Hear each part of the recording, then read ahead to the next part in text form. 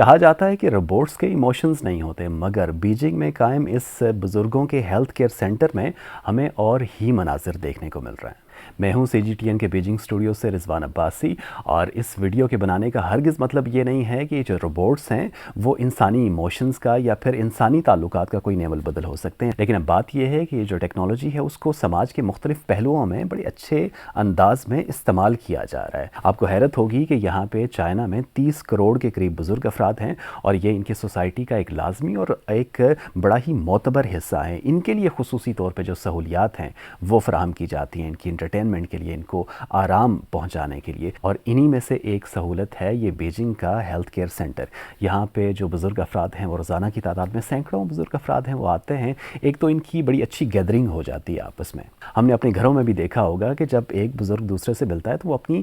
دل کی باتیں شیئر کرتا ہے، اور اس طرح سے ایک تو ان کا کتھارسس بھی ہو جاتا ہے، اور دوسرا یہ کہ ان کو اس سینٹر میں مختلف میڈیکل سروسز کے ساتھ ساتھ جو روبوٹس ہیں وہ ورزش بھی کرواتے ہیں، ان کا مساج بھی کرتے ہیں، ان کو چائے بنا کر بھی پلاتے ہیں، اور پھر ایک اور بڑی دلچسپ بات یہ کہ ان کے ساتھ جو بورڈ گیمز ہیں وہ بھی کھیلتے ہیں، اور بزرگ بھی ان روبوٹس کے ساتھ بڑا ہم دیکھتے ہیں کہ ہنسی مذاق اور بڑے خوش نظر آتے ہیں، اور ان کو بڑا انجوائے کرتے ہیں۔ اور پھر اسی کے ساتھ ایک اور پہلو بھی کہ چائنا میں جو فیملی سسٹم ہے وہ ایگزیکٹلی جو مشرقی معاشروں میں ہوا کرتا ہے، جیسے ہمارے معاشرے میں ہوتا ہے، ایگزیکٹلی ویسا ہی فیملی سسٹم چائنا میں ہے کہ بچے ہیں اور والدین ہیں، اور والدین کو اپنے ایک فیملی یونٹ کے اندر جو ٹاپ کی پوزیشن ہے وہ دی جاتی ہے، ان کی خدمت کی جاتی ہے، ان کا خیال رکھا جاتا ہے، اور ان کو ایک گھر کے لیڈر کی اور ایک بڑے کی حیثیت دی جاتی ہے۔ لیکن پھر دوسری طرف جو آج کل کے دور کی گہما گہمی ہے، جو مصروفیت ہے، اس کو بھی مد نظر رکھتے ہوئے ہم دیکھتے ہیں کہ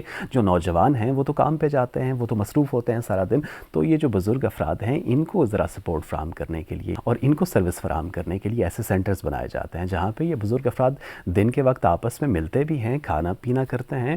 ورزش کرتے ہیں، اپنی میڈیکل سروسز لیتے ہیں، اور ان روبوٹس کے ساتھ اپنا دل بہلاتے ہیں۔ سو جناب، ایک مجموعی بات یہ ہے کہ چائنا کے جو ہیومنائڈ روبوٹس ہیں یا جو AI ہے اس کو نہ صرف صنعتی ترقی کے لیے استعمال کیا جا رہا ہے، بلکہ سماج کے جو مختلف پہلو ہیں یا مختلف عوامل ہیں جس میں بزرگوں کی ہم خصوصی طور پہ بات کرتے ہیں، ان کے لیے بھی جو سروسز فراہم کی جا رہی ہیں آج کل کی، اس میں ان روبوٹس کا بڑا اہم رول ہے۔